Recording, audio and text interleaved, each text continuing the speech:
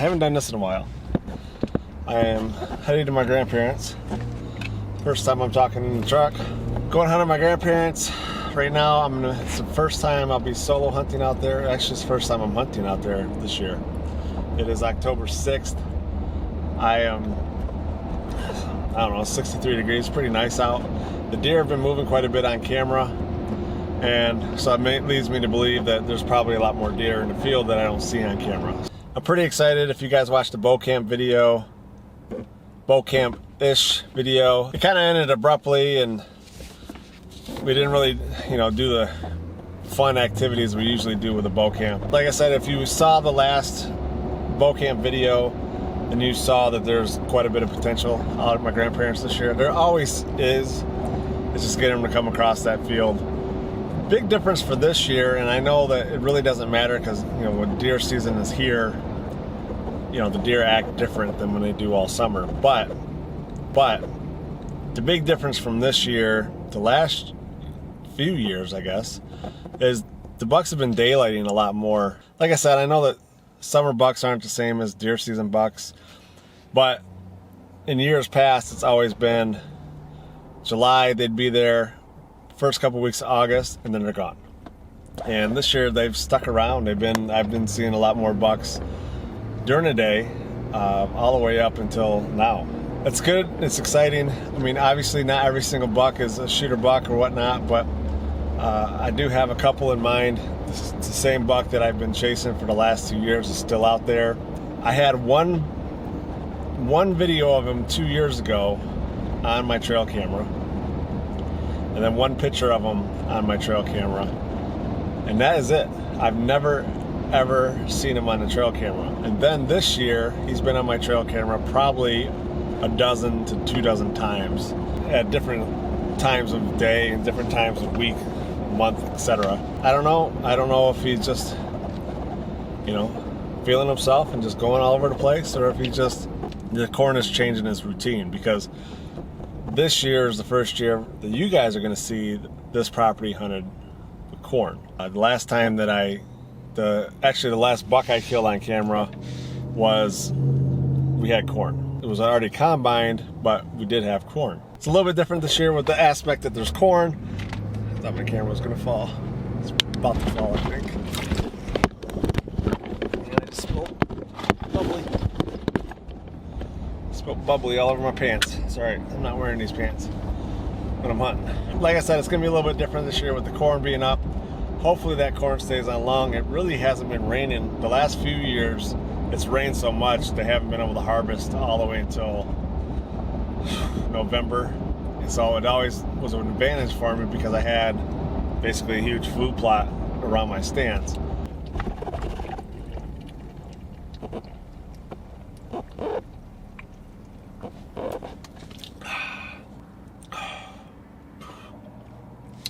If I'd done that before the camera tipped over, I wouldn't have got grapefruit juice all over, or grapefruit bubbly all over my pants. Dang it. Anyway, I'm excited for this year. I hope that everybody that watches these and is getting to hunt, I wish you all good luck. I didn't really talk to the camera much during the bow camp, and it was kind of a fiasco, and I just didn't video as much as I could. I should have, but I will see you guys in the stand.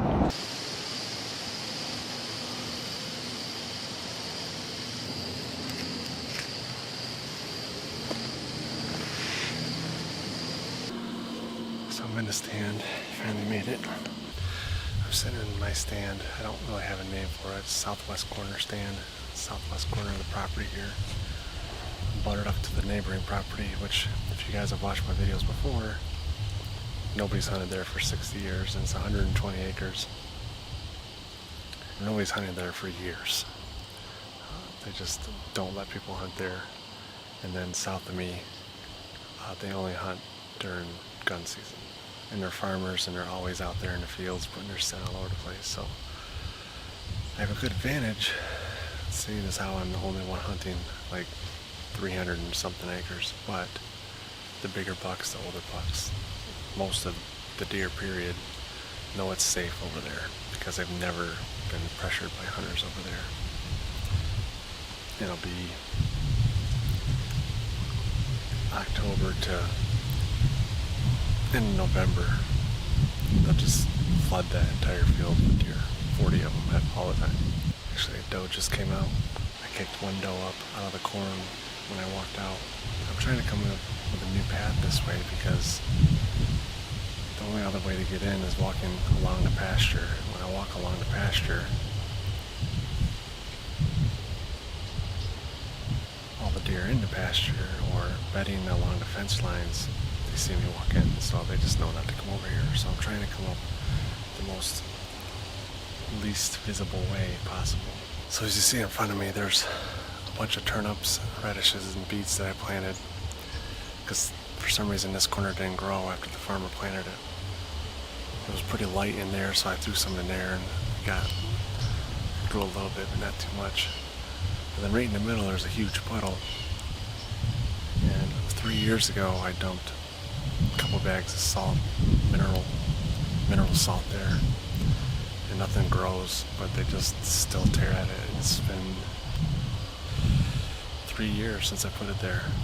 I'm gonna give the camera a break, give your eyes a break, seeing this ugly mug. See if I can get any of these deer over there on camera.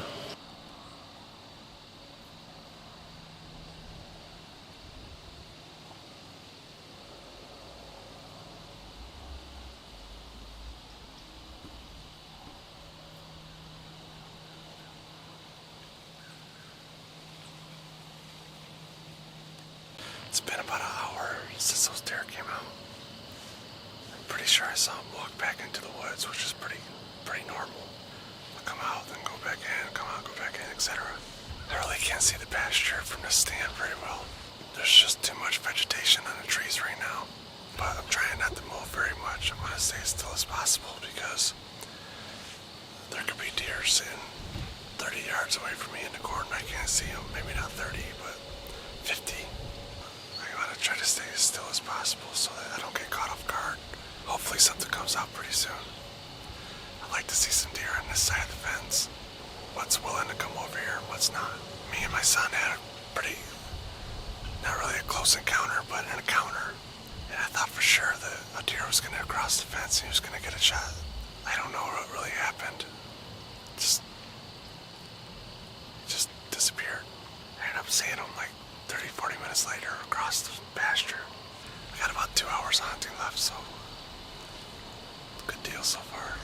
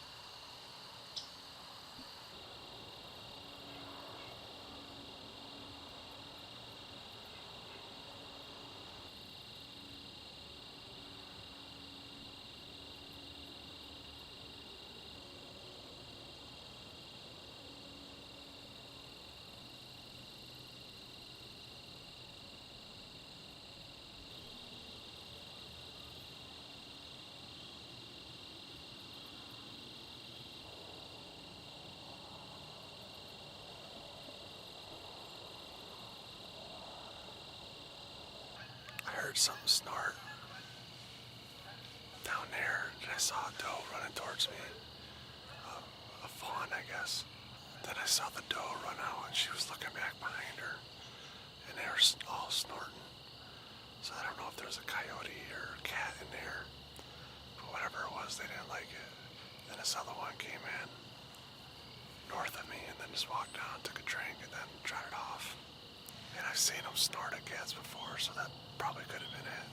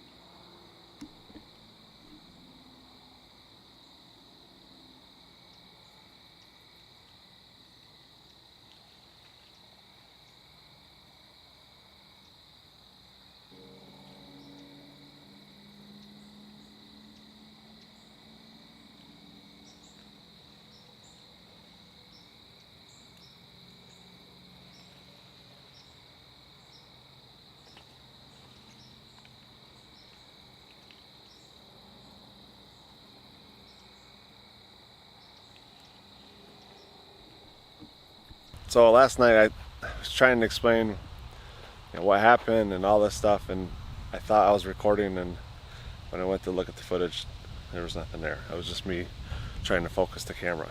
Anyway, last night I thought I put a good shot on a deer, watched the footage, and it seems like it's a little high, a little back to me. My brother thinks it's low, somebody else says it's too far. Like, it's hard to tell in the footage because it's 24 frames a second. So the arrow is literally in the frame for 2 frames. It's barely in the frame for 2 frames. You can see the impact point. I think it's a little high and a little back. But at the angle I was shooting, that deer was 5 yards away. And I still think it's a kill shot. I looked for it for 3 hours last night. I had a blood trail. It was not a good blood trail, but it was a blood trail nonetheless. I just decided to come home and look for it tomorrow. It's cool enough at night that I think we should be okay. Brought my kid's dog with me so that maybe I'd have some luck.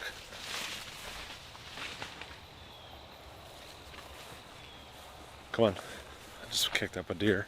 When I was watching it from the stand, I thought I saw it fall. I watched the video, I watched it, and I left that camera running. I did not see that deer anywhere. But this corn's 8 foot tall. He gets into the corn, it's almost impossible to find. Me and the dog are gonna go in, see if we can find this deer and hopefully drag it out. Yeah.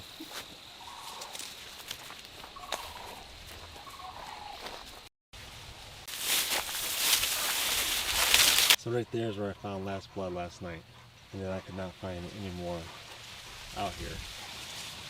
So right now the problem I'm having is I lost the blood trail.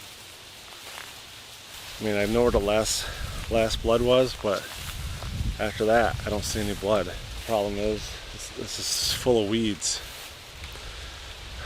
All this corn is just full of weeds. So like, he could be literally laying right. I mean, I'm pretty much grid searching at this point because I'm just trying to go back and forth, and hopefully I just run into him.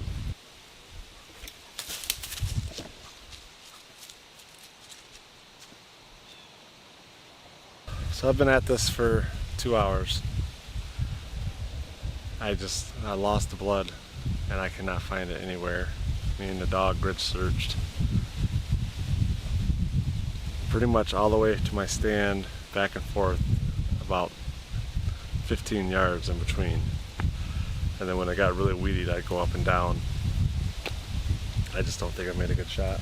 I don't see anywhere where it looked like he crossed the fence. I don't find any blood on this main trail. This sucks.